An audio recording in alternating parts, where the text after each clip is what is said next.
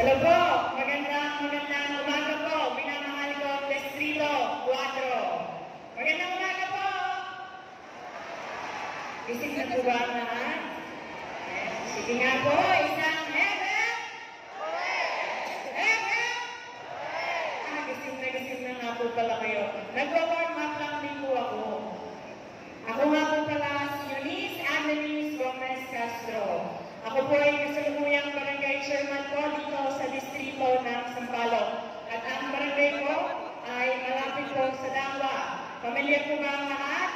Oo, araw ng mga puso ng isang araw eh. Kaso, nagbigay ng tulong ako sa akin eh. Biro lang. Pero kasi mukha namang fresh na fresh ang mukha ko kaya ayos lang po. Sasangayon naman po ata kayo sa aking lahat. Maraming salamat po. At ako din po ay nananli ang SK Federation President po noong 2010 to 2013. Ako po ay naging konsehal noon, pero ako po ay nagre-representa sa Sangguniang Kabataan po ng buong lungsod po ng Maynila. At sa parehong taon, ako din po ay nananlihan na NCR Directors sa Sangguniang Kabataan National Federation po. At ako po ay isa po kami noon sa naging parte ng pagsulong ng SK Reform Bill noong panahon ko. Dahil noong panahon ko, kami din po ang huling batch ng SK na nagtapos ng ages 15 to 17 years old. And sadly, noong time ko rin, na-abolish na po ang SK sa buong Pilipinas. Kaya mapalad kami noon dahil naging parte kami na paglaban sa Kongreso, sa mga hearings noon, sa Senado noon, hindi ng suporta sa lahat ng senador.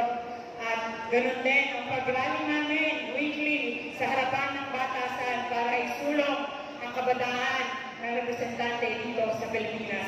At lahat po yun, worth it, dahil lahat ng gusto namin maakyandahan doon sa batas na yun na ipukpuk po na. Palakpakan nyo naman ang kabataan ng Pilipinas. Pero wala po ako dito sa harapan ng lahat kung hindi doon sa mga kabataan ng Maynila na naniwala sa akin po nung mura kong edad.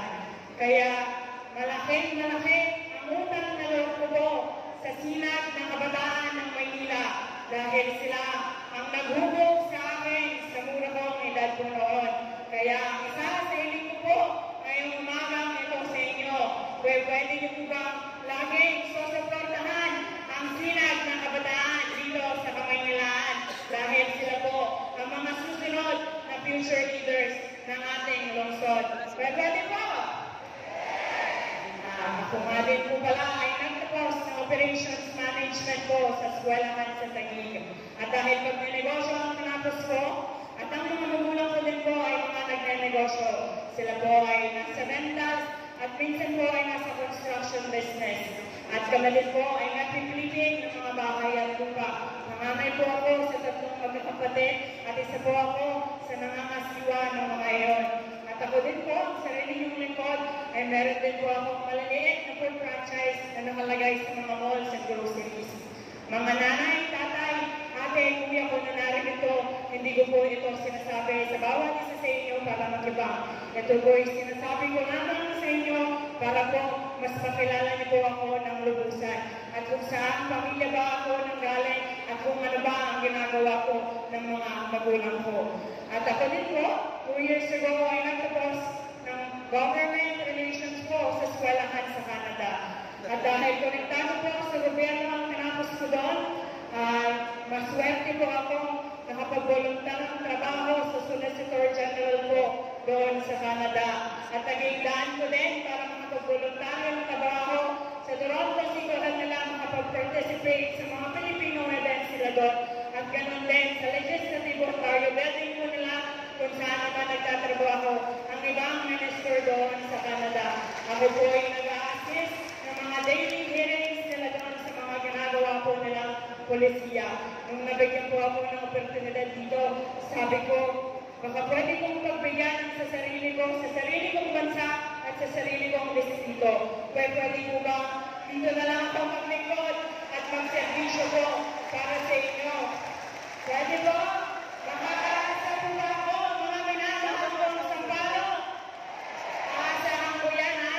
Marami akong oras at marami akong plano, lalo na sa kabataan.